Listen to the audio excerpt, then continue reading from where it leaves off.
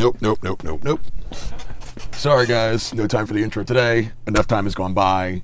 I've been meaning to make a video for a while, so let's just do it. Hello. Hi everybody, what's going on? It's Miles. Welcome back. How's everything going? I apologize for the gap between videos recently. It's not that I've been slacking. I've been working on a bunch of stuff. It's just that given the recent circumstances, it's just been kind of hard to schedule my time the same way as I did before. You know, with the kids going to school online, teaching lessons online, and not being able to go grocery shopping as easily as before. And, you know, just all the changes that have been taking place that I'm sure you've heard all about. But we're going to get through it. I'm going to get through it. We're all going to do it. It's all going to happen. And as long as we do what we got to do, we'll be able to get through all this sooner than later. But anyway, that's not what we're here about today. Today we are here about a gear review. Now, a while back, I'd done a review on the Boss DD-7 digital delay pedal, and I titled the video, "The Only Delay Pedal You'll Ever Need," with a question mark, because I'm not concluding. Anyway, so after I put that video out, I gotten a lot of comments in response to the video itself, and amongst those comments, a lot of them were suggesting that I go out and check out the Boss DD-8, which is like the newer version of the DD-7 that was put out. And, you know, I figured once I had the time and the money to be able to do it, I would be able to get around to it, and I would check it out, and it would all be gravy. I just didn't know when that was going to be. But then something really cool happened. I reached out to the people at Boss, I sent them my video, and I explained how I wanted to do a follow-up review from my DD-7 review video that I had done, but with the DD-8. And they responded by not only sending me a pedal to check out for the review, but letting me know that if I really wanted to, I could keep it. Which is like super cool, because like, since I first started playing guitar, since I first got an electric guitar, I've had Boss pedals in my possession, either borrowing them from friends or purchasing them of my own. My old pedal board, my old band, used to be about the size of my desk, and most of the line going across, because everything was in the straight line. I couldn't do rows because I was that guy. Everything that I had, for the most part, was pedals from Boss, and so this is a really cool moment for me. But let's get into the nitty-gritty of what's going on with the Boss DD-8.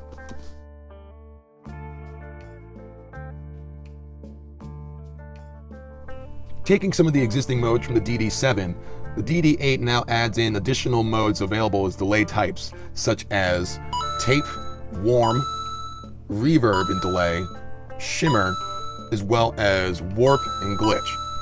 Now, in addition to these delay modes, Boss also opted to add a loop onto this delay pedal as well. So let's check all this stuff out. I'm going to stop talking. Here we go.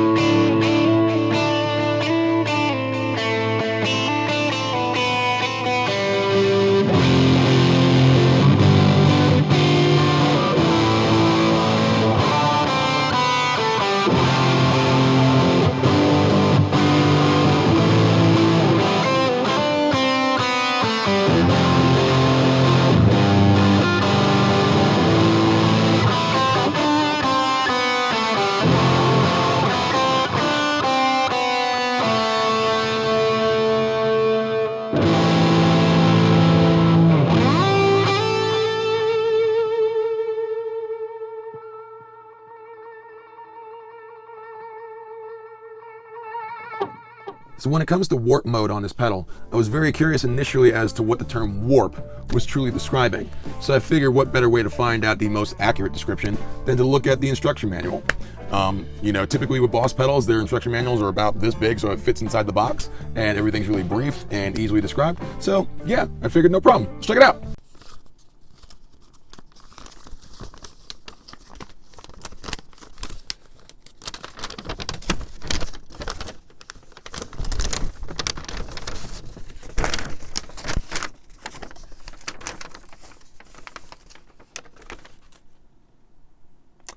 Yeah. To their credit, the instruction manual is only that big because it's in every language. So don't panic. Now, as for the description in the instructions, it describes the warp mode as creating a dreamlike sound.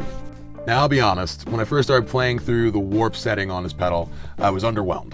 I think I've existed for too long in this world where terms like warp or descriptions like dreamlike sound have come to mean to me like a massive layering of delays or a change in pitch amongst the delay trails and all these other like really wacky things. And it's not necessarily the case as the end-all be-all description of what would be a warp delay sound. However, that's not to say that the warp setting on this pedal is not usable, because it absolutely is, and it actually sounds really nice. And one of the things that I came to notice about the pedal is that if you hold the foot switch down, it actually kind of ramps up the delay as well and gives you more of an accentuated version of what the warp setting actually has to offer. However, with that, there is a large volume boost, so use at your own discretion.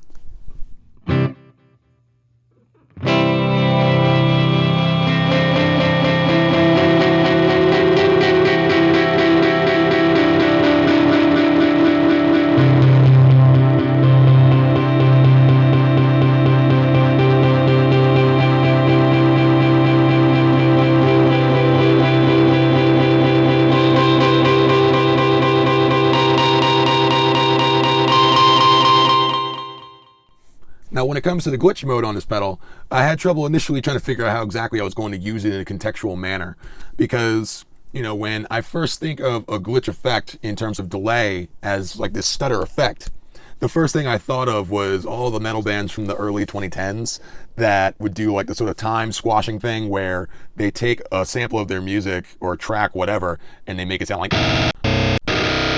really fast like that. Think of a band like Woe Is Me.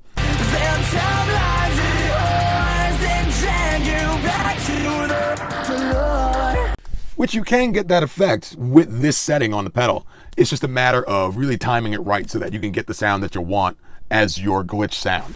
But with a little noodling around, I found some pretty cool ideas that I could work with.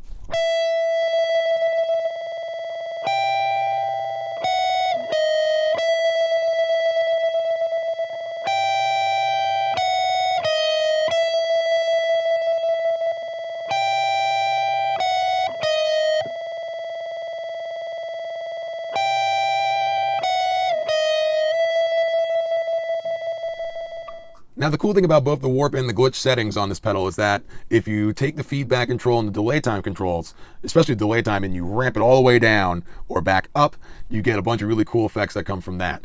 So all my buddies out there that are noise artists, this might be something that you'd be interested in, because some of the sounds that I got from it were profound.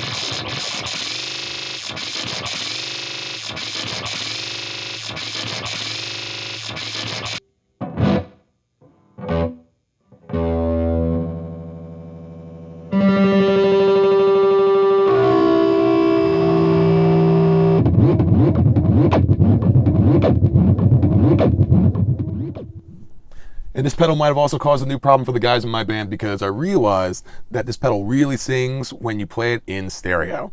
So to the guys in the band, I'm probably going to be bringing another speaker cab to the studio space soon, so sorry. That also means that you guys are going to have to move a little bit further over on the stage, because I got my pedal board and my two cabs, because they got to be two 412s. And, well, I mean, look, we'll make it work. It's all going to be fine. Don't worry. Don't even worry about it.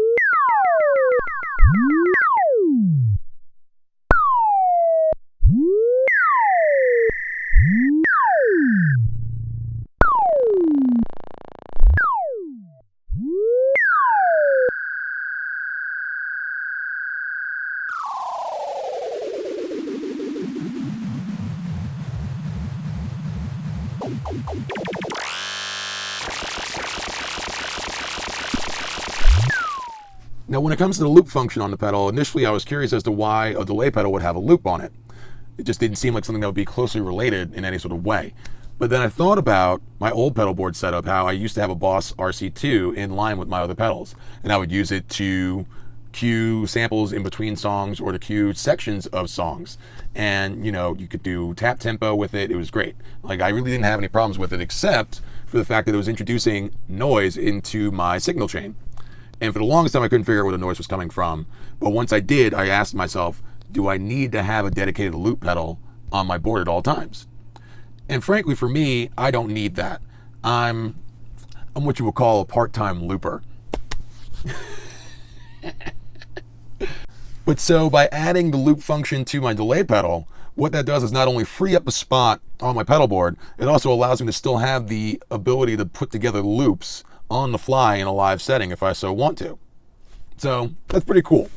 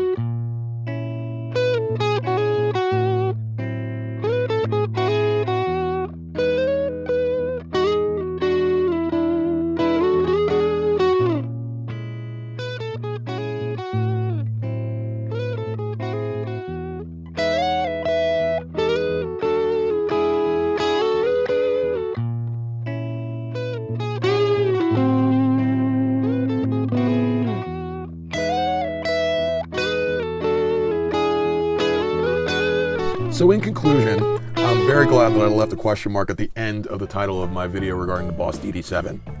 I believe that the Boss DD-8 takes everything that was great about the DD-7 and then adds even more to it in this version of it. It's small and incredibly simple to operate, even with all the additional modes that have been added, and for $160, you really can't go wrong. So if you're in the market for a digital delay that has a bunch of features inside, but doesn't have a bunch of different switches that you have to worry about bumping into with your feet, I would suggest giving the Boss DD-8 a try. So that's all I got for you guys for now. I hope you guys found this video to be informative. Let me know in the comments down below. Big thank you again to the people at Boss for making this all possible. I truly couldn't have done this without you. And if you would like to support this channel further, I'll leave details for all that stuff down below.